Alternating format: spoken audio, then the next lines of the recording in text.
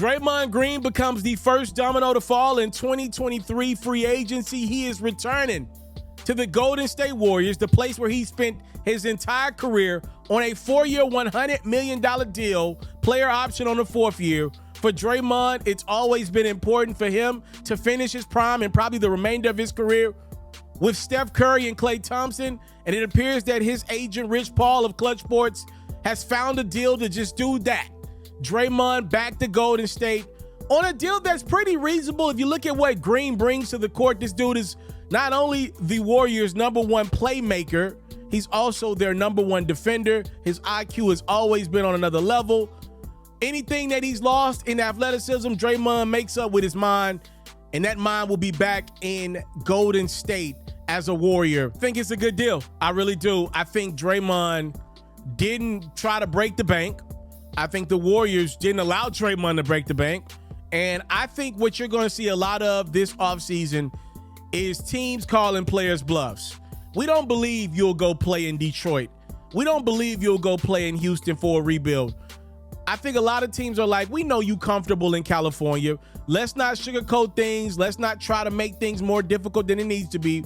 Let's find numbers that make sense. And for Draymond and what he's trying to do with his business, off the court, his podcast, he's obviously in Silicon Valley, which will allow a dude like that, as smart as Draymond is, to get his hands in who knows all types of business. The Warriors were like, yo, we're not giving you $30, $40 million a year. Stop it. You're averaging like 8 points a game. But we are showing you that we value you at $25 million a clip. We traded Jordan Poole, which obviously the Warriors clearly let it be known that despite Draymond hitting Jordan last training camp, they roll with their guy. And I don't know how much that played into Draymond presumably taking about a $5 million discount. I believe he could have got about $30 million somewhere. I think Detroit would have gave Draymond, a guy that's got Michigan roots, I think they would have gave him $30 million a year to help try to like usher in that new era in Pistons basketball. They got a lot of young guys. They could use a vet like Draymond that ain't afraid to voice his displeasures anytime he sees fit, or maybe swing when he doesn't agree with things.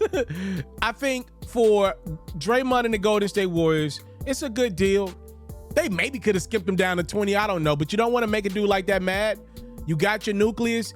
And look, I was somebody that was high on the Golden State Warriors this past season. Clearly, I was wrong because my Lakers beat them up pretty vividly, if I can say so myself. It was a pretty nasty beatdown for most of that 6-game series. I believe for the Golden State Warriors, it was important for them to show their fans, yo, we're still in it to win it. And I believe they'll have a great opportunity to do that. Changing out Jordan Poole and bringing in Chris Paul. You had to keep Draymond, though, for that defense that definitely has some holes in it.